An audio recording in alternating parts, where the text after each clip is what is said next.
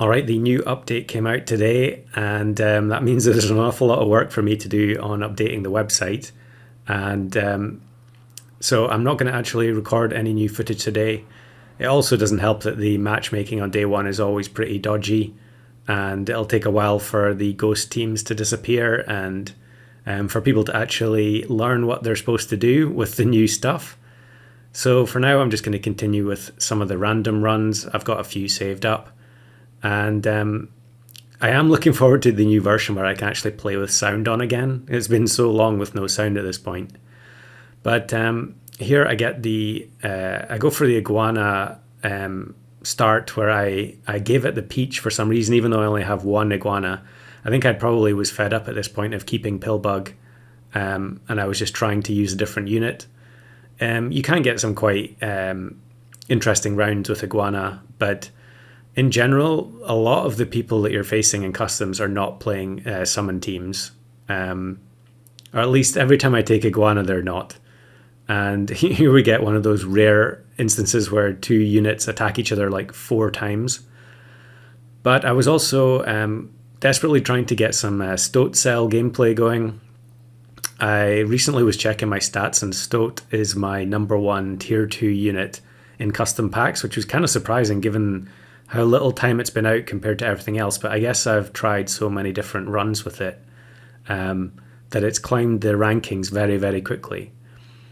And I guess as a tier 2, it's a relatively low investment. You can take it early, and then you can sell it on. If you don't get the level up, you can sell it, or maybe if you do get a level up, you can stash it away for a later turn. So it's definitely very fun, not least because of the randomness of these packs. And here I get double orangutan. So kind of like the armadillo in the last video, I get a duplicate on turn 5. And I level into Mantis. And we're going to give the iguana the free meat bone from the chipmunk. Now, Mantis plus orangutan is really not a good combo.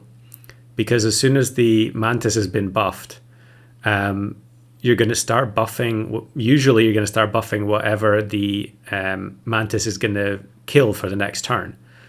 So we'll see that in action pretty quickly, but I'm going to take it regardless. It's a random pack, it's all about trying different combinations. So here I take the betta fish, and you can see immediately the Mantis is going to take the first buff because it's only got 2 health, but then after that, the betta fish is going to get the buff. Well, it would if it survived the next shop phase, but in general, the units that I'm buying are going to have 2 low health, so they're going to absorb the buff from the orangutan. But what I decided to do was just use the Mantis temporarily and try and use it to get as many buffs as possible going. And we actually see that there is banana again in this pack, so that means I can potentially put banana on a unit that Mantis is going to then faint, and we get another betta fish. So although the 8 health keeps is going to waste again here, we're just investing for the future and trying to boost the orangutan as much as possible. You can see we're now on turn 7, and I don't think the iguana has had a single thing to snipe, which is very, very common. And you really don't see iguana very much. Although actually the new update, because they've added the panther, I've seen a lot of people playing on the test server actually going for a team with lots of eggplants that then triggers the iguana to snipe a whole bunch of times. And of course now you can put Wolverine beside iguana for extra damage. So one of the problems obviously with deciding that I'm going to get rid of the Mantis eventually is that it's our second biggest unit here. And I actually decide to just give up on the iguana. I still want to get the Stoat Cell in. Find another monkey, might as well take that because we can get another banana potentially. And I'm going to change the order here for some reason. Oh, right, okay, I want the monkey to buff the orangutan. And we'll give it lemon. Of course, lemon is something else that has been changed in the update, so it'll be interesting to see what a difference that makes. I feel like there are an awful lot of situations where if you're trying to play a particular low health kind of team in customs, you just get absolutely destroyed by a single unit that has a single large unit that has melon.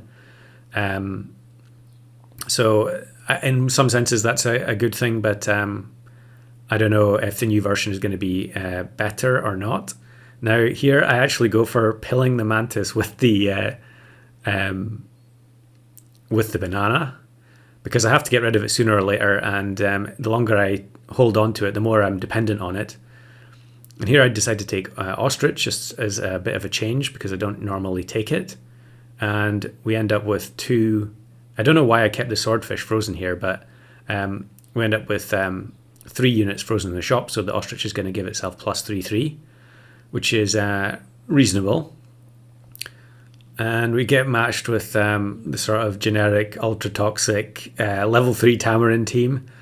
I don't know why they got the level 3, but then they didn't sell it into the White Tiger.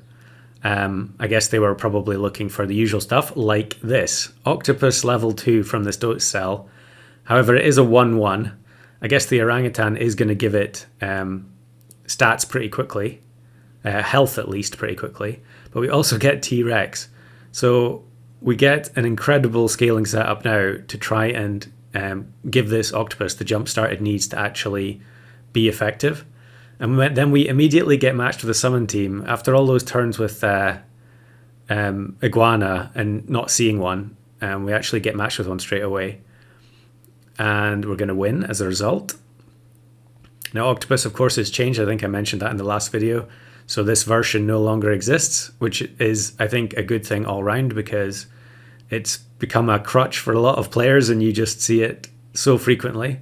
I don't feel too bad playing it here because I'm in a random pack, and I also held the level 2 Stoat for so long. Of course, Tamarin cell is weaker now. Alpaca doesn't, the current version of Alpaca doesn't exist. So a lot of these, very, very common builds that were kind of swamping Custom Arena should be gone, or at least toned down. Although I'm sure it won't be long before people work out what the new best strategy is. But now our team is looking incredibly strong. We've got so much scaling, and the level 2 Octopus, even though it can only get a couple of shots off sometimes, you can also get turns like this where it just demolishes an opposing team because it shoots so many times. And now it's only going to shoot after attack. So it would actually have to survive more time, to get multiple triggers off. Whereas in the current version, you can give it mushroom and guarantee that it's going to shoot twice. So actually, I'm not sure if giving it mushroom in the current one is, maybe it will still guarantee that. We actually survived there on 1 HP to get the win with the random pack, but definitely not the hardest pack. When you've got Banana and Mantis, I think Pill was in there as well. It's a bit of a walk in the park.